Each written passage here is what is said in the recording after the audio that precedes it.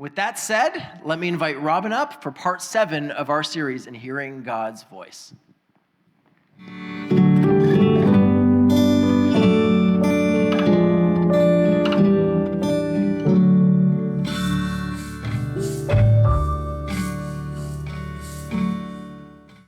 think Mark must have been using this stand. Well, have you ever had a good idea? Like one of those, this is going to be great moments. Like backflip off the roof into the pool kind of moments, only it turned into don't try this at home moments. Kind of like this guy. A brilliant idea. Back it up real quick! Back it up real quick! Drive, hit it!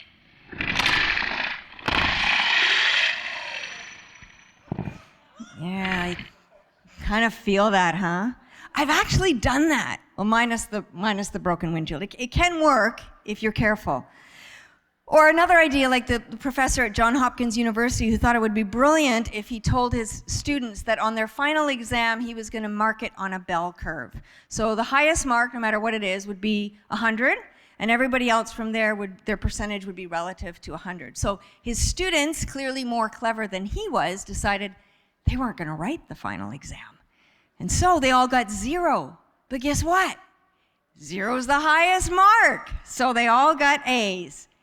Good ideas that backfire. We've probably all had an experience of that. And then there are bad or accidental ideas that become great sensations, like the invention of the lowly potato chip. As legend has it, a frustrated chef got tired of a patron who kept sending the fries back because they were too thick. And so in a fit of I'll teach you revenge, he sliced the potatoes as thin as he could. And so, I guess you could say the rest is history. There are good ideas that backfire. And then there are bad or crazy ideas that become sensations. And we've all had those ideas, I think, where we think, this could be a great idea. Backflip off the roof into the pool. Or this could be really terrible idea. Backflip off the roof into the pool.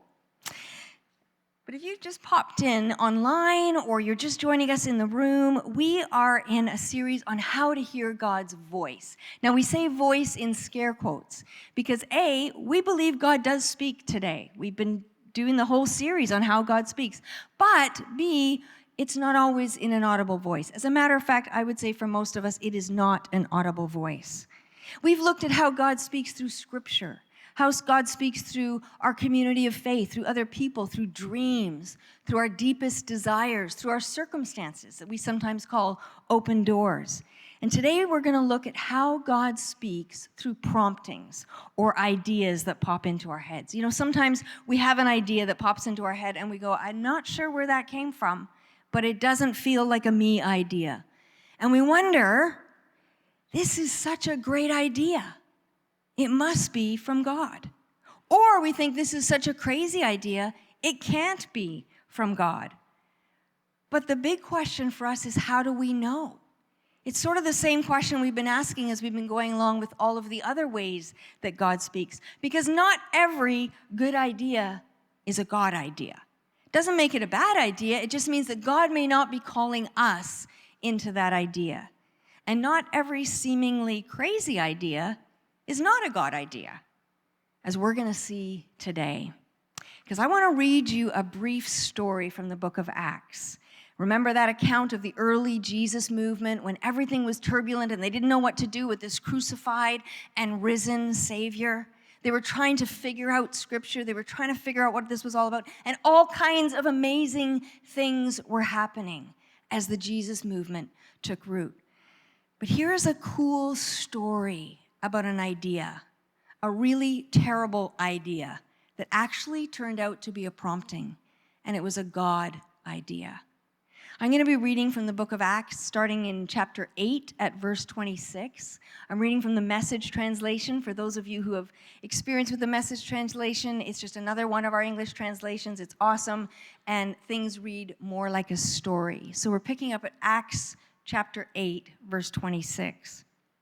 Later, God's angel, which is another way of saying God's Spirit, spoke to Philip. Philip was one of the apostles, the followers of Jesus. At noon today, I want you to walk over to that desolate road that goes from Jerusalem down to Gaza. Now, this was a really bad idea from a logical perspective. You see, prior to this prompting, Philip had been preaching and ministering in an area called Samaria, which is in Israel. And he was doing all kinds of signs and miracles of healing and deliverance. And people were flocking to Philip. They were hearing the message of Jesus. They were starting to follow Jesus. His ministry there, we would call a great success. Philip was a celebrity in Samaria, and he had all the makings of a future megachurch. And then the God idea, the prompting. God prompted him to leave this bustling city, this growing church, and head out to some remote spot on a desolate back road with no further instructions. He just said, go. No reason, just go. Now, by all of our standards, I think you'd agree that's a dumb idea. Wouldn't you be second-guessing a prompting like that and wonder if you'd really heard from God? Like that, not sure where that idea came from. Is it a God idea? Isn't it a God idea? It can't be from God. No, God, all the action is here. Can't you see what's happening? Look at the success we're having. I can't possibly be hearing you correctly. This can't be from you, God. It's not logical. But he goes. He goes based on a prompting from God. And what did he find there? Picking up at verse 27, it says, he met an Ethiopian eunuch coming down the road. The eunuch had been on a pilgrimage to Jerusalem and was returning to Ethiopia, where he was minister in charge of all the finances of Candace, Queen of Ethiopia. He was riding in a chariot and reading the prophet Isaiah. The Spirit told Philip, climb into the chariot. So here Philip's been prompted twice now to do something counterintuitive and crazy. So I want you to imagine the scene, okay? It's something like this. Well, a first century version. Right. He's the finance minister for the Queen of Ethiopia, and he's riding in a chariot. Not quite like that. There would have been bodyguards. There would have been an entourage. There would have been a whole, wardrobe ensemble cart. He wasn't there alone. And so imagine what's running through Philip's head. No, really, God, you must be mistaken. Picture this. He decides to act on the prompting. And so he tries to get through the bodyguards and the entourage. Excuse me. No, seriously, really, God told me to speak to the guy in the wagon. That'd be terrifying. I don't know about you, but it would have to be a really, really strong prompting for me to believe that that was from God. How confident would you be? We don't know how confident Philip was, but he follows the prompting. And it ends up being this amazing divine appointment. The text goes on. Running up alongside, Philip heard the eunuch reading Isaiah, and he asked, do you understand what you're reading? And he answered, how can I without some help? And invited Philip into the chariot with him. Philip grabbed his chance, and using the passage as his text, he preached Jesus to him. As they continued down the road, they came to a stream of water, and the eunuch said, here's water. Why can't I be baptized? And he ordered the chariot to stop. They both went down to the water, and Philip baptized him on the spot. Now, this is a loaded question, and it's an earth-shattering response on any number of levels, which we're not going to unpack today, but I'm going to ask you to stay tuned, because in a couple of weeks, we're going to circle back to this passage. There's layers here that are hiding a grand surprise, and Mark's going to unpack that passage in a couple of weeks, so stay tuned for that. What we want to focus on today in this passage is this crazy idea and this unbelievable outcome. You see, this influential member of the Queen's court of Ethiopia takes this message that Philip shared with him all the way back, not just to his country, miles and miles away, but to the Queen's court, a place of influence. And what seemed like an illogical, ill-conceived plan somewhere in the backwoods turns into a royal appointment. Only God can do something like that. Now, historically, Ethiopia is the second country in the world that declared Christianity its official religion in 333 CE. Now, that's not an endorsement for state religion. That's a bad idea. Church history shows us that.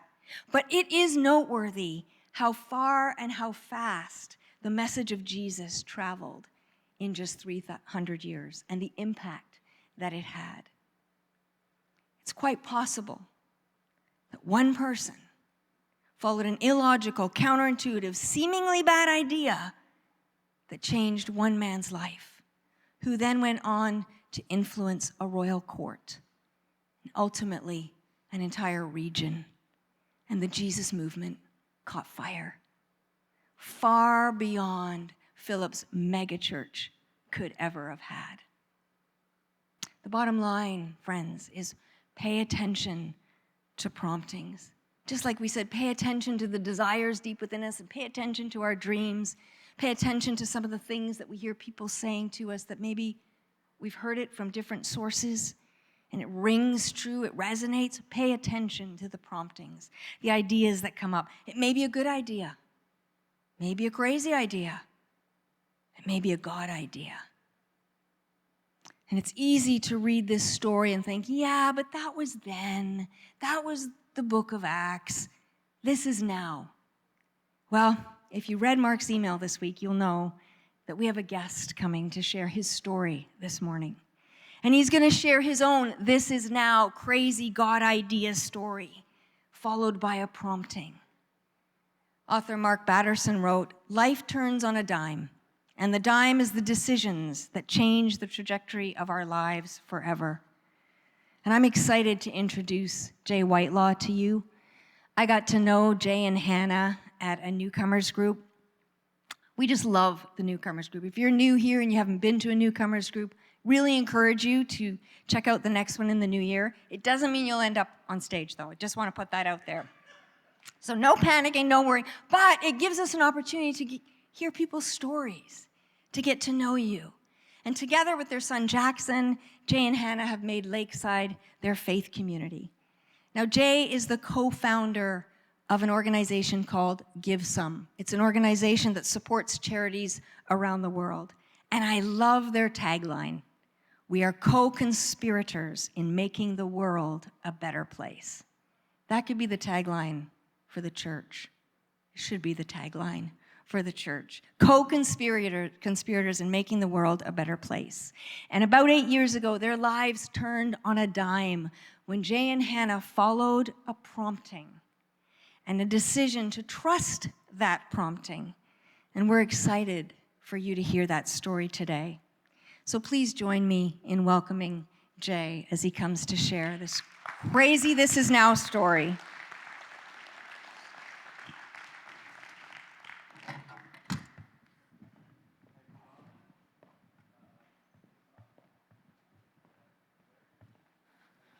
You didn't turn it on. Oh, there we go. There we go. Thank you, Robin. It is great to be here this morning with you all.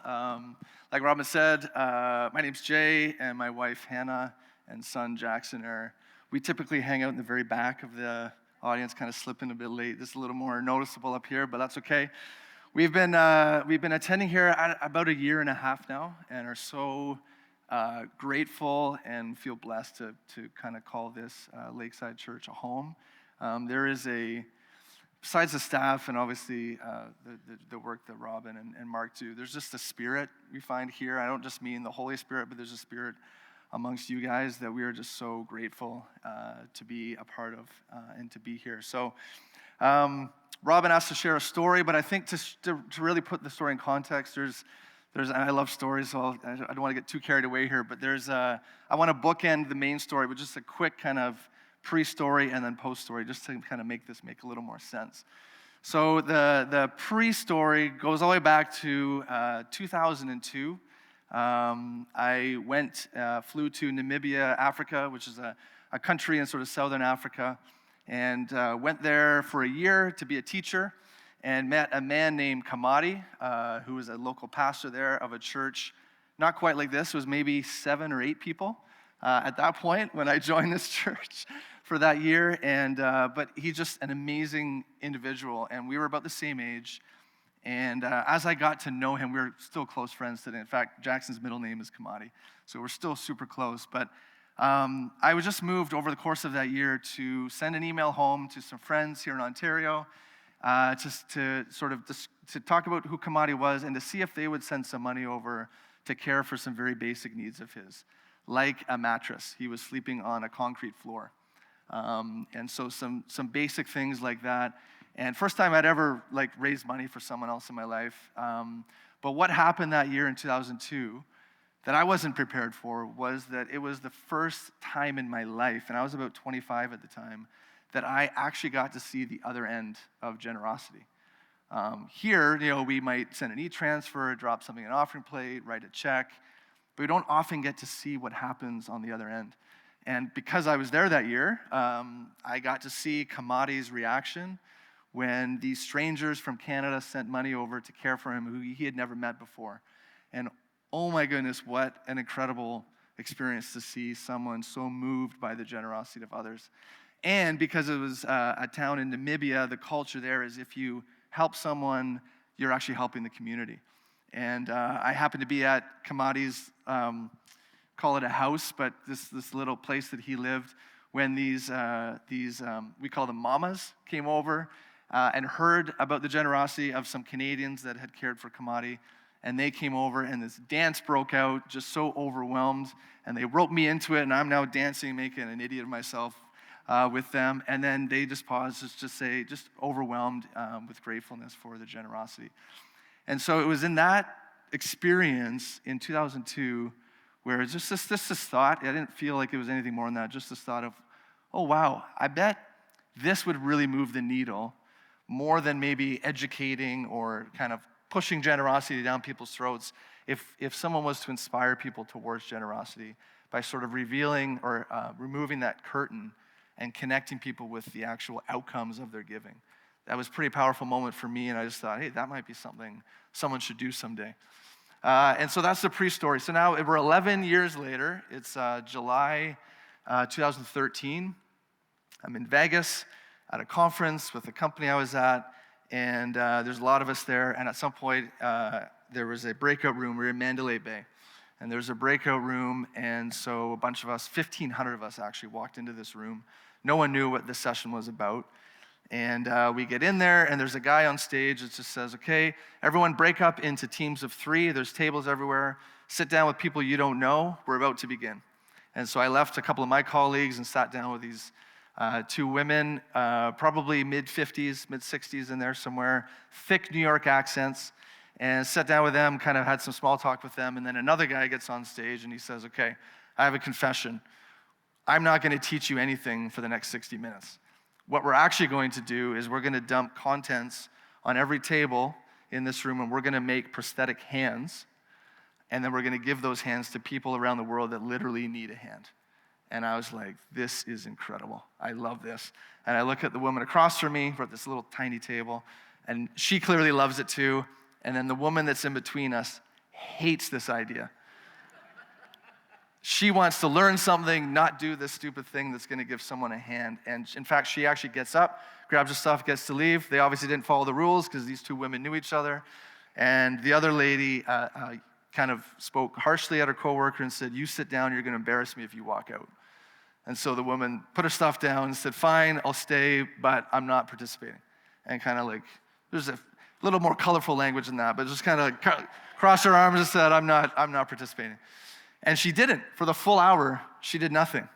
Didn't say anything, didn't do anything, just sat there. And so it was this one woman and I just made this prosthetic hand. And just in case you're wondering, there's quality checkers that come by and make sure you do it properly, because we don't know what we're doing. But at the end of this hour, there was 500 hands that we had made.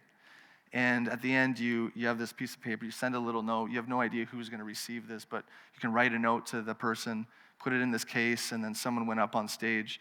And up on stage, there are 500 prosthetic hands and cases that we have made in 60 minutes. I'm like, this is incredible. And everything's normal so far. And before the event finished, the lights went dim, and they played this video on the screen that was amazing because it showed the exact same prosthetic hands that we had just spent this hour making being put on for the first time by people around the world. And I remember at some point in this short video, there was a boy who was probably 12, 13 years old. He was actually missing both hands. And in the video, a man walks in with the two same prosthetic hands that we just made and puts the first one on, and this boy can't even wait for the second hand to come on. He picks up struggles with a pencil in front of him and just scribbles something and puts the pencil down and bursts into tears. We're watching this. And the voiceover in the video said, "This is this boy's first time ever signing his name in his life." And I was like, oh boy, here, the waterworks are coming. And so I started to well up. And then I had this thought, so the video's here and this woman's sitting here. And I just had this thought, I wonder what she's thinking now that she's seen this. Does this matter at all to her? And so I look over, video's still playing, I look over, just hoping there'd be some kind of reaction. And she is absolutely losing it. It was beautiful. Just crying profusely, and I looked, I didn't know what to say. I'm not like a big moment person, but I just waited till we locked eyes, and I just nodded and smiled, as if to say, see, there's something to this thing, if you give it a chance. And video's still playing, she pushes her chair back, stands up, and does this. And so I stand up, and we gave each other a big bear hug, and she whispers something, I wrote this down, I still have it at home, and this is what she said, "Jay, I can't wait to go home and tell my family what just happened, because this just changed my life." And then the video ends, and she walks out, and everybody sort of exits, and there's this massive room, like several times bigger than this room, and I'm sitting at this table, literally shaking, because what is now in my mind is, wow, what happened to her just now was what happened to me 11 years ago. I did the math, 11 years ago with Kamadi in Namibia, where I got to see for the first time the other side of generosity and how powerful that is. But that's not why I'm shaking. I'm shaking because for the first time really ever, there was this overwhelming sense that, hey, remember when you said it'd be good if someone did that one day? I want you to do that. And it wasn't like this voice, it wasn't this crazy experience, it was just so clear that, hey, you go do this. And I am like, I don't know, I think, there's probably somebody here that sort of feel like they're more bent on entrepreneurship and starting things out of scratch. That is not me. I'm not a risk taker in that sense. Never thought of starting anything. And yet here I am sitting in this conference just shaking, going, oh my gosh, what's about to happen? And my son Jackson is like 1 year old or something at the time. Not a great time to start something new. But there's just no denying, there's this sense that, okay, go do this. And one thing I can tell you is that when you are nudged or poked or prodded or drawn into doing something, and you're pretty sure it's God doing that, let me tell you, that does not mean that the path is lit before you and you know exactly what to do. You don't necessarily know what to do. I had no idea what to do. And so here's the kind of the bookend story on the backside of this is that about 4 or 5 months later, I'm at home. It's a Saturday morning. I can hear Hannah downstairs probably making coffee or something. And I'm just laying there, and a question just comes in to my head. It just says, why haven't you done anything yet? And I'm laying there, and without realizing, I blurted out, because I don't know what to do. And it was so loud, I don't know if Hannah, you remember this, but Hannah's like, what'd you say? I was like, oh, didn't mean to say that out loud. And I was like, never mind, but I'm laying there, I'm like, I don't know what to do. I was pretty proud of myself. I at least told a few friends what I was thinking of doing, but I hadn't done anything yet because I didn't know what to do. And it was in that moment laying there that just something made sense to me in that moment. It's like, okay, I don't know what to do, but I bet God knows what to do. I'm pretty sure God would know what to do here. And so this is a bit of a dangerous prayer. Maybe some have prayed this. Be careful if you do. But just prayed, okay, here's what we'll do then. Since you know and I don't, why don't we do this? You open the doors, or if you open doors, I will walk through them. And not realizing what that was about to mean. And so, for example, it was probably 24, 48 hours of me saying that, I get an email from someone I'd never met before, just saying, hey, I got your email from a friend of yours who told me what you're doing which at this point was nothing. And I am running an event that's on generosity, and I need a keynote speaker. And so would you come and be the keynote speaker of this event that I'm running in a few weeks? And so I see this, I don't know who this person is, and then without thinking, I just start responding, hey, you got it wrong. I'm actually not really doing anything just yet. I said I have an interest in generosity, but maybe in a couple years. And I'm writing this email, and just this like, wait, I just said, if you open the doors, I'll walk through. And like, how did I forget so quickly?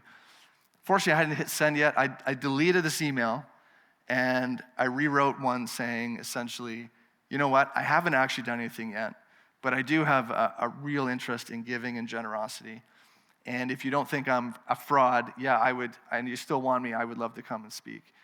And I got a response like a few minutes later, great, it's this date, this is the venue, see you then. I'm like, a bit of that shaking again, like, oh my goodness, what's happening? And that sort of, and so I went to the event and spoke, and there was about 100 people there, and talked about generosity. That opened more doors to take more steps towards this thing. And within a year or two, it really got rolling. And so Give Some, so it's Give Some now. When I spoke at the event, didn't even have a name. But we are an organization, like Robin said, that the main focus of the organization is to pull back the curtain and to show people the other side of generosity, to draw more people into giving, regardless of the types of charities or causes that they're interested in. So we connect people around the world with charities and then work with those charities to show them the impact that givers can have. And I love waking up getting to do that. So I just want to leave with two quick thoughts for you. Number one, in case anyone accuses us of being too fantastical with stories, one of the stories that really isn't a story, but something that often isn't spoken about because it's not all that crazy in any way, but probably the most powerful thing in this, which I think we all have the ability to relate to, is that at some point in those early days, I wrote a list of 10 people in my life that were in my life who I trusted the advice of, who I knew would speak truth to me. And I listed them out and then literally took every single one of them in order out for coffee or for lunch and just said, hey, there's this crazy thing I'm feeling called to do or moved to do. Tell me every reason why this would fail. Tell me every red flag that you see and why wouldn't this work? And also, what does stand out about this? And I just invited them to speak into this idea and started to hear some similarities, what people were saying. And through that, really felt like God was speaking, kind of helping me potentially save a lot of time and a lot of money on making mistakes. But taking that and like Mark talked about, if you're here last week, God speaking through community. This wasn't necessarily a church setting, but through these 10 individuals, really sensed God speaking and kind of pointing away. Since I didn't know, here are some others in my life that helped point the way for me. So that's one. I think that's something we can all relate to if we are in healthy community. I think that's often one of the primary ways that God can nudge and poke and prod and sometimes pull us in a certain direction. And then the last thought is, if we believe, which I do, but if we believe that God actually loves us, if we can actually fathom the fact that he loves us, then is it all that crazy to think that God might be working in more ways than we might imagine in our lives, and doing things and speaking and using others and using circumstances to help direct and guide us? For me anyways, that's not a massive leap. I have a son, it's probably back there, Jackson, who 3 years ago when he was 9 years old, I love the sport of hockey. I still play hockey. I love it. He came to me after years of saying he doesn't want to play hockey and just breaking my heart year after year. He came and said, Dad, I want to learn how to play. I want to play hockey. And so what do you think Hannah and I what do you think our reaction to that was? Was it like, hey, well, hockey's an expensive sport, so good luck with that. Start saving up.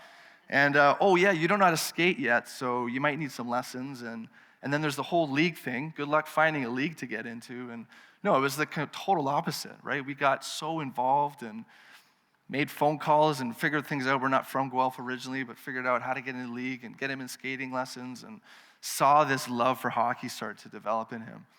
And I just think if that is us, if that's us as people, for people that we love, how much more is God actively involved in our lives if we trust that he and believe that he loves us? And I think that God is more active and poking and prodding and nudging in more ways than we realize. And I think that fact is pretty fantastic. So with that, thank you for letting me share a bit of that story. And I'll pass it over to Mark here. Thank you.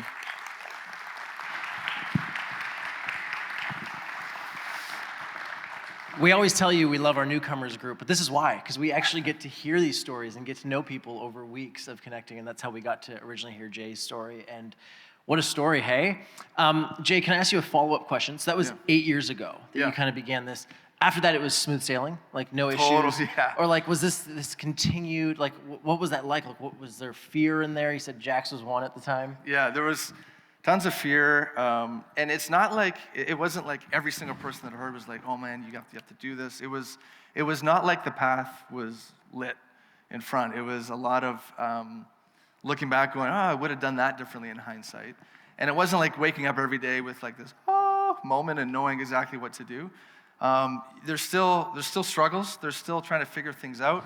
We're still doing that today, 8 years later, but just you start to see pieces start to come into place, and if you're ready for the roller coaster ride, man, it's a ton of fun. So yeah. I love it. Well, thanks so much for sharing with us today, Jay. Friends, let me just summarize the journey. You want to stay with me? You can stay with me. Look at this. Hey. I'll go.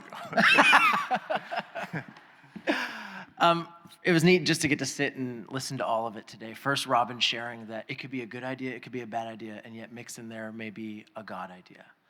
And then to hear Jay talk about these ideas that in some ways it's like, that is radical. You got a 1-year-old at home and you're leaving everything and starting something new, something that doesn't even feel like you're gifting.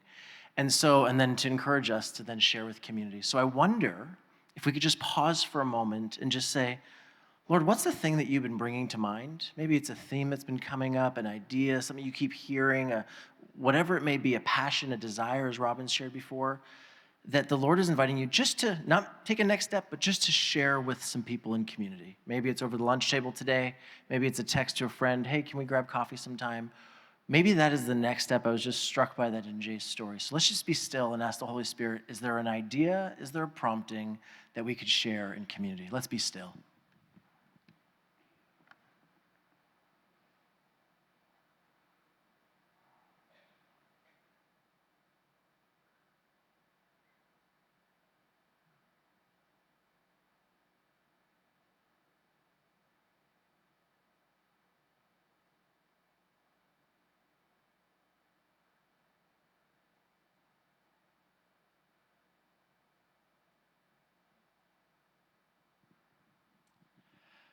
And Lord, give us the courage to share it with those you brought to mind.